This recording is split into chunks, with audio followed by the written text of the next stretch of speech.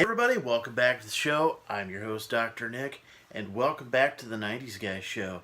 Today I wanted to talk about one of my favorite topics. I know lots of people have done lots of videos about this, but I kind of wanted to give my perspective on it. 90's Nickelodeon.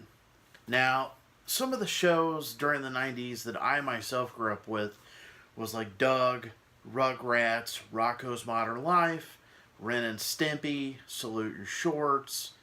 Um, they also had a couple of obscure ones.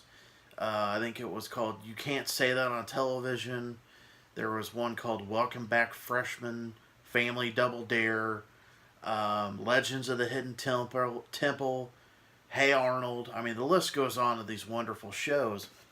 And I know that the network had to change with the times and, with the different generations of kids that were coming in. But I myself don't even have cable anymore. I haven't had cable for many years. Between Hulu and Netflix and Amazon Prime, I don't really need to pay the big bill for cable or satellite or whatever. So a lot of the shows are now on DVD. They're on Hulu, Netflix, things like that. And you don't have to really worry about. I mean, there is a network. I think it's called the Splat, which shows 90's retro Nickelodeon. As you can see my 1990's Nickelodeon retro style tank top here. The thing that was so different was a lot of these shows were they covered a lot of topics that affected us, as individuals. They didn't sugarcoat things. They had a lot of issues that other people dealt with on a daily basis. Breakups, divorce, maybe getting a bad grade on an exam, having problems with friends. A lot of these shows, not just the cartoon ones, but they were lighthearted, but also they didn't treat kids like we were stupid. And a lot of the shows now are just unbearable. They're all like related to like teen pregnancy or things like fashion, and it's I have not watched Nickelodeon in quite a few years. I do have to admit that iCarly was actually a pretty decent show when it was on. Drake and Josh was a decent show. But a lot of the shows now, it's all about, basically the same recycled thing of it's either about a girl who is doesn't fit, into school, and what I'm talking about. It's the same melodramatic teen comedy type of thing, and obviously people watch this stuff because it's still on the air. SpongeBob, was obviously later on, but the creator of SpongeBob recently passed. I admit I watched a little bit of the earlier SpongeBob episodes. It wasn't bad.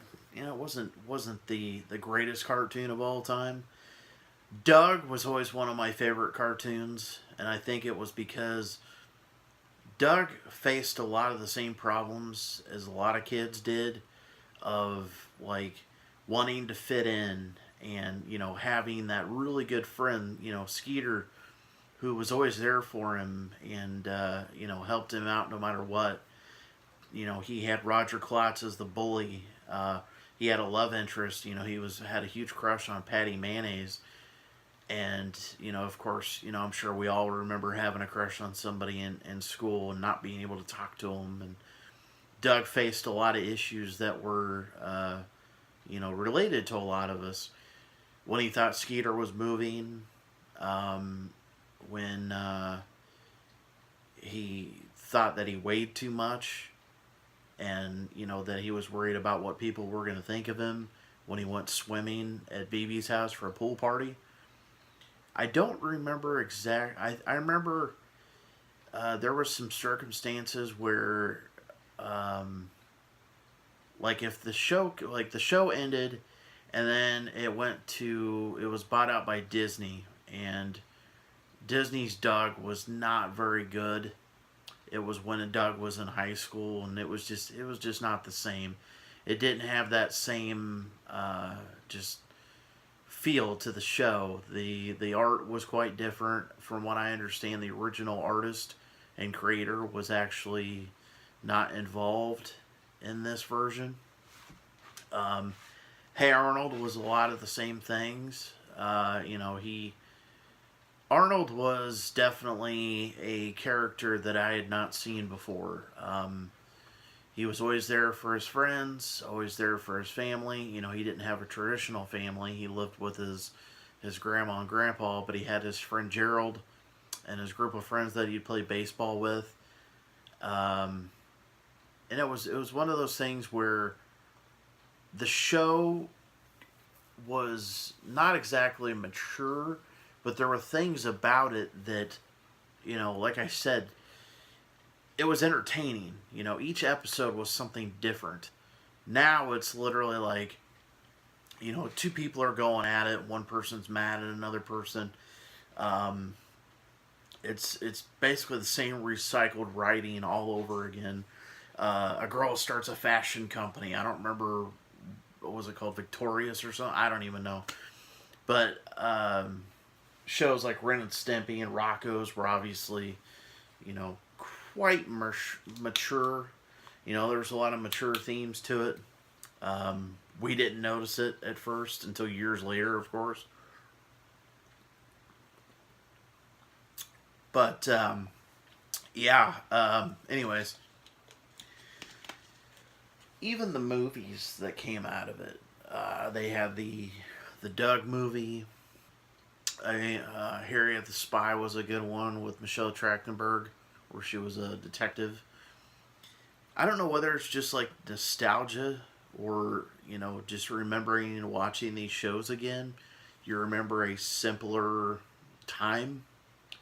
I'm going to be 34 this year, and everything I watch and everything I listen to is now retro or classic or whatever you want to call it.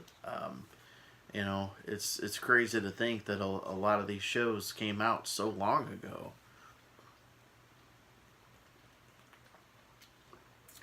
I'll tell you what, this pure aqua fruit water is delicious.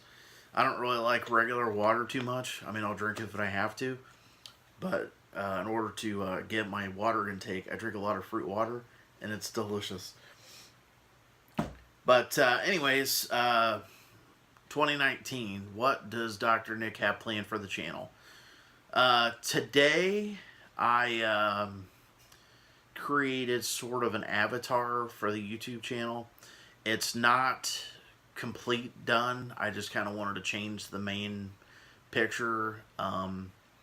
Eventually, I'm going to look into possibly doing like video game streaming. I'm not exactly sure how I'm going to go about it yet.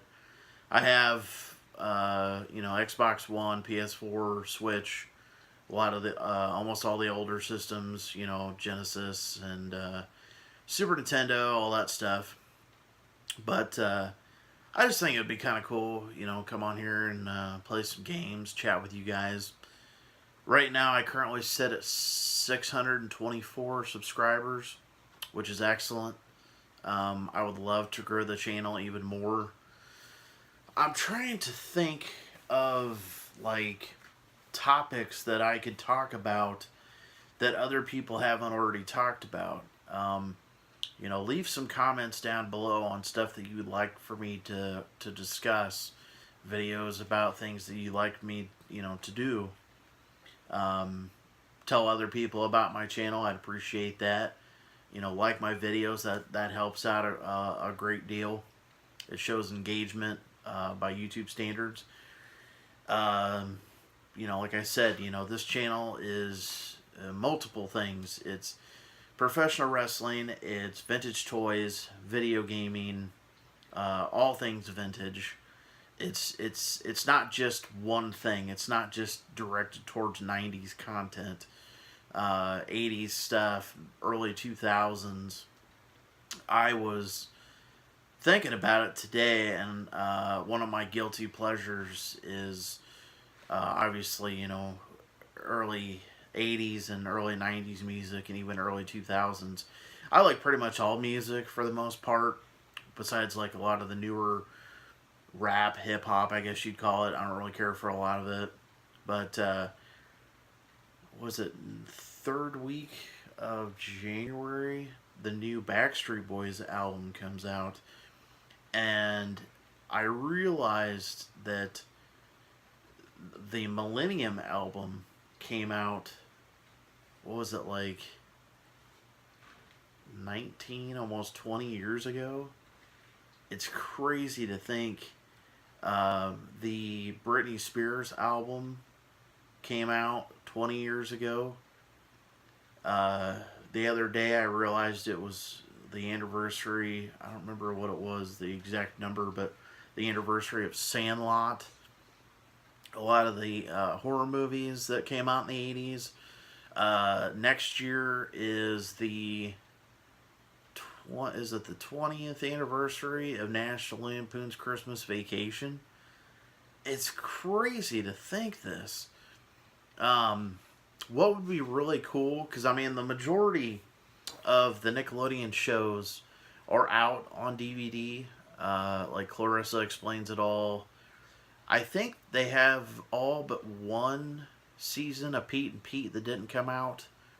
Also, I have still yet to see a Salute Your Shorts DVD compilation. I've seen Hey Dude, but no Salute Your Shorts. I think that's one of the only shows that has not had an actual physical release. I'm not really sure why that hasn't happened. I watched some episodes of Hey Dude recently. Oh my gosh. It is so cheesy. Like, the acting is cheesy, the stories are cheesy, but it's just so good. Like, rewatching this, I don't know if it's just like nostalgia glasses, but popping in one of those DVDs and watching one of these shows just takes me back to an afternoon, when I was like 7, 8, 9, 10 years old. Just come inside from playing outside, and eating some fruit snacks and watching some cartoons, and it very simple time. Not a lot of technology. We didn't have. I think we had a computer, but I think the only thing that I used it for was like solitaire and playing a few games. I didn't have the things we do now, Facebook and Twitter and all the different social medias. I didn't have a phone. We had a home phone. I don't think I ever really used it other than like when a relative would call. I'd get on the phone with them, but I didn't have a cell phone until I was like 16, and it was just a Motorola. I think it was like 8610. Little simple thing. And now, I'm recording off of an iPhone. If someone had told me years ago that you would have a phone that you could carry with you, that you could take pictures with and record video and basically, watch movies and do all these things, I would have told you were nuts. Sometimes, honestly, as much as I love having my phone and having access to the world, I kind of miss not being able to have someone get a hold of me. Like before, if somebody wanted to talk to you, they had to call your house. Now, literally, you have a phone on you almost all times. You're constantly connected to social media, whether it's Facebook, Twitter, Instagram. I have all those, of course. And, we've all become addicted to our phones and tablets and things like that. I admit it.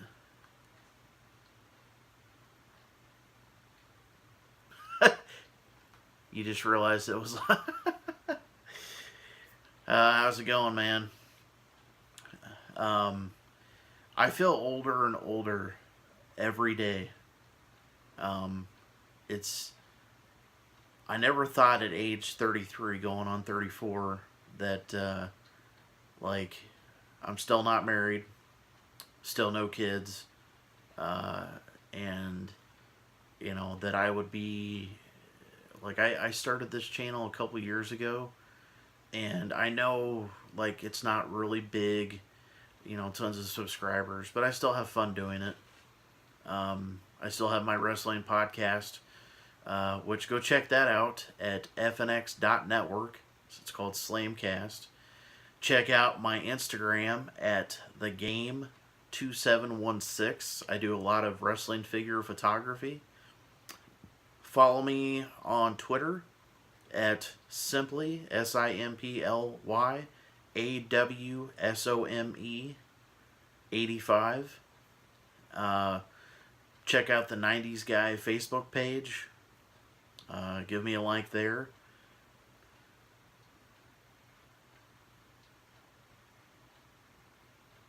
Oh, okay. Um, I having the ability to come on here and basically talk about anything is just great. I love being able to share my passion for retro and nostalgia with people. I've got some comments over the years that I just ignore.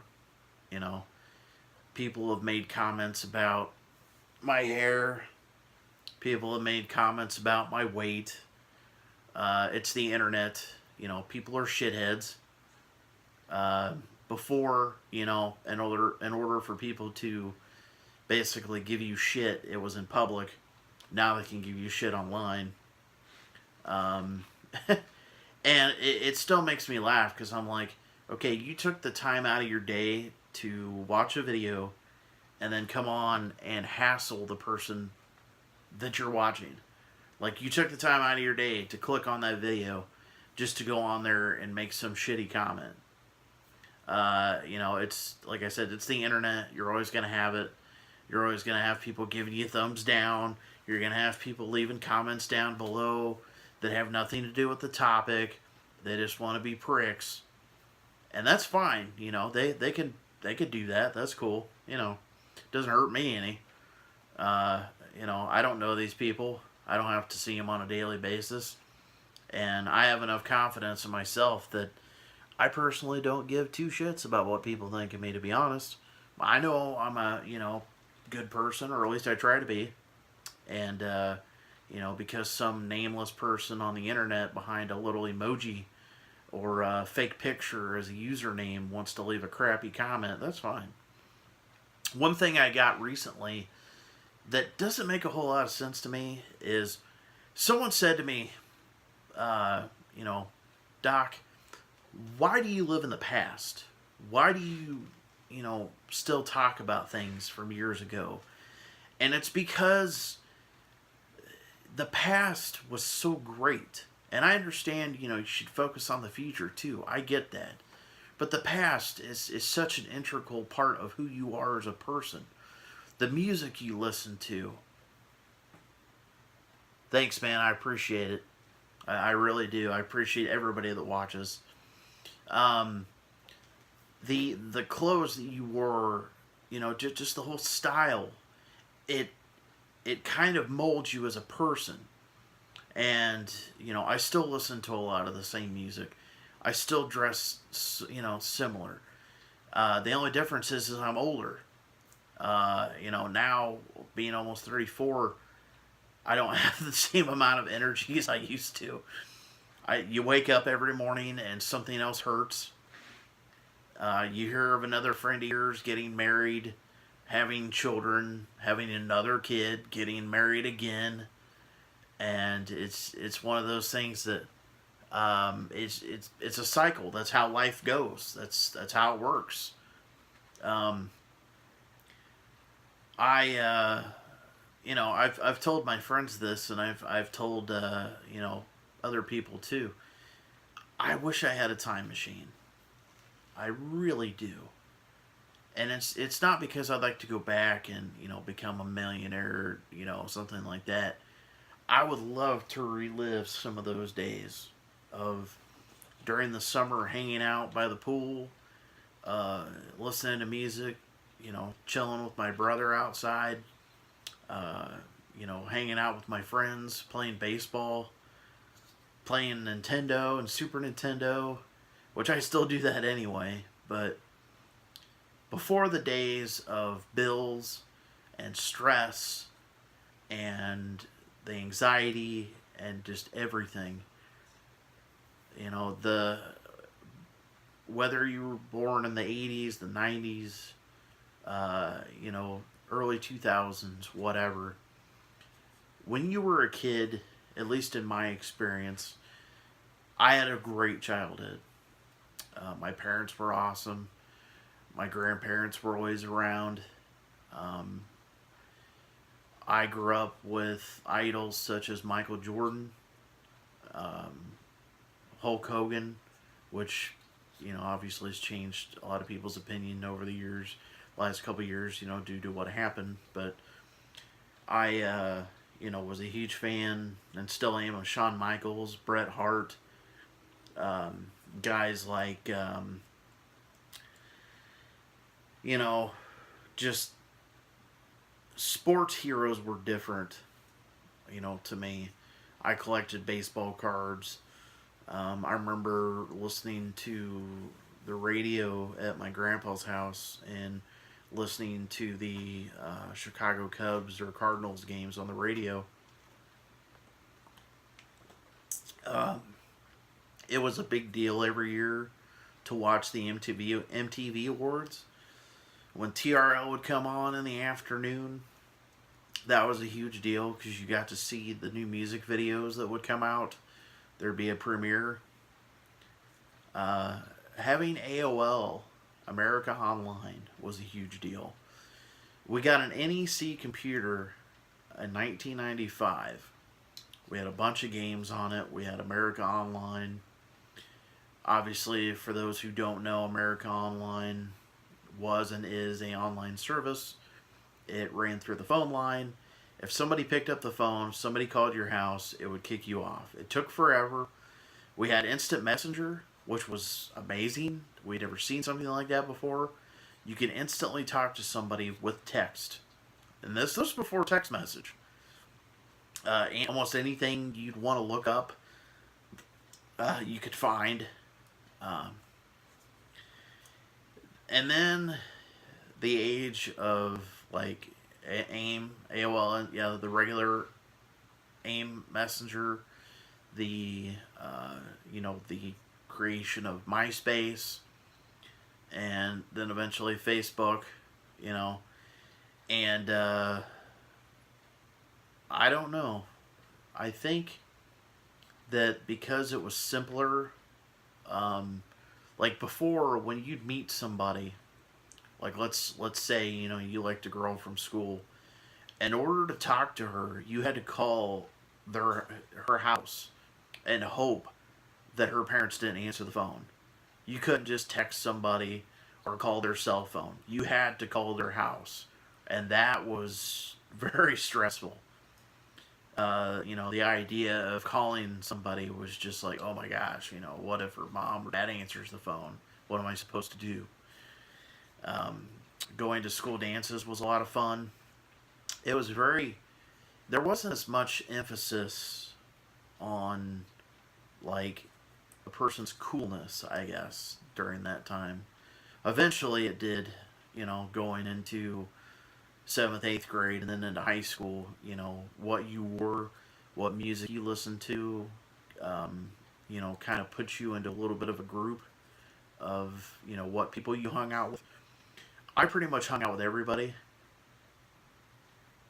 Oh, I know. Yeah, because you'd have the other person on the other line, like on the line there, and you didn't realize it, and then somebody would get you to say something. And yeah, landlines. I don't even have a landline. I have not had a landline in probably over 10 years. My mom and dad still have a landline. I do not. I just have, my iPhone on Verizon. I have, you know, before, like I said, with landlines, if you weren't home, somebody couldn't get a hold of you.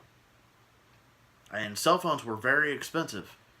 People had car phones, and the cell phones were, a huge expense. They were, very expensive. We had portable CD players. Before that, tape players, and we didn't have CD players in our car. We had to plug the cassette adapter in there, and that whole anti-skip thing on the CD player was a huge lie. That thing skipped like nobody's business. And whenever somebody would ride in the car with you, it was their job to be the DJ. They would hold the CD player to make sure it did not skip, and would switch out the CDs. That was their job.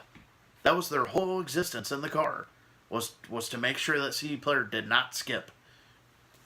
I still carry my big binder of CDs in my car. I have like over close to 1,000